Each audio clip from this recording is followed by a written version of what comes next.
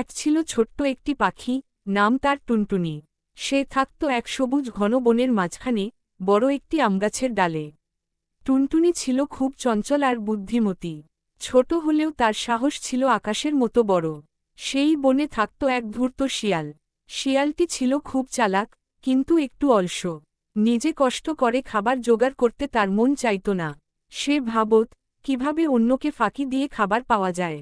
একদিন সকালে টুনটুনি তার বাসার সামনে বসে মিষ্টি সুরে গান গাইছিল। তার গলার সুরে পুরো বন যেন মুগ্ধ হয়ে গেল।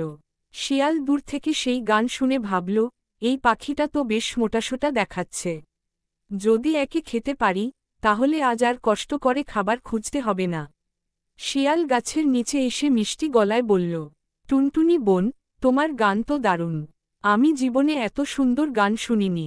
তুমি কি আরেকটু কাছে এসে গান শোনাবে? টুনটুনি শিয়ালের চোখের চাহনি দেখেই বুঝে গেল তার মনে অন্য কিছু চলছে। সে ভাবল, এই শিয়াল আমাকে ফাঁকি দিতে চাইছে। আমাকেও বুদ্ধি খাটাতে হবে। টুনটুনি বলল, শিয়াল ভাই, আমি তো ছোট পাখি। তোমার মতো বড় আর জ্ঞানী প্রাণীর সামনে কিভাবে আসি? তুমি যদি একটু দূরে গিয়ে বসো, তাহলে আমি নিশ্চিন্তে গান গাইতে পারি। শিয়াল ভাবল, আচ্ছা, একটু দূরে গেলেই বাকি। সে কয়েক কদম পিছিয়ে গেল। টুনটুনি আবার বলল, আর একটু দূরে গেলে ভালো হয়। আমি ভয় পাচ্ছি। এভাবে শিয়াল ধীরে ধীরে আরও দূরে সরে গেল। তারপর টুনটুনি হেসে বলল, এখন তুমি এত দূরে যে আমার গান শুনতেই পাবে না। শিয়াল বুঝতে পারল সে বোকা বানানো হয়েছে। সে রাগে ফুঁসতে লাগল, কিন্তু কিছুই করার ছিল না। পরের দিন শিয়াল আবার নতুন ফন্দি আঁটল। সে অসুস্থের ভান করে গাছের নিচে শুয়ে রইল। টুনটুনি কাছে উড়ে এলে সে বলল, বোন, আমি খুব অসুস্থ। কয়েকদিন কিছু খাইনি। তুমি যদি একটু কাছে এসে আমার খোঁজ নাও, খুব ভালো হয়। টুনটুনি এবারও তার ফাঁদ বুঝে ফেলল। সে উঁচু ডালে বসে বলল, অসুস্থ হলে ডাক্তার দেখাও, শিয়াল ভাই।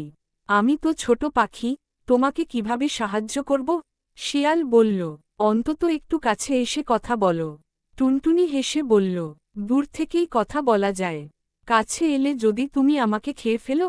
শিয়াল লজ্জা পেয়ে বলল, না না, আমি তো এমন কিছু করব না। টুনটুনি বলল, যে বারবার ফাঁকি দেয়, তার কথায় বিশ্বাস করা যায় না। এ কথা শুনে আশেপাশের অন্য পাখিরাও জড়ো হল। তারা শিয়ালকে দেখে হাসতে লাগল। শিয়াল অপমানিত হয়ে সেখান থেকে পালিয়ে গেল। তারপর থেকে শিয়াল আর কখনো টুনটুনির দিকে চোখ তুলে তাকায়নি। টুনটুনি নিজের বুদ্ধি আর সাহস দিয়ে নিজেকে রক্ষা করেছিল। বনের সব প্রাণী তখন বুঝল, শক্তি বড় কথা নয়, বুদ্ধিই আসল শক্তি। আর ছোট বলে কাউকে হালকা ভাবে নেওয়া ঠিক নয়।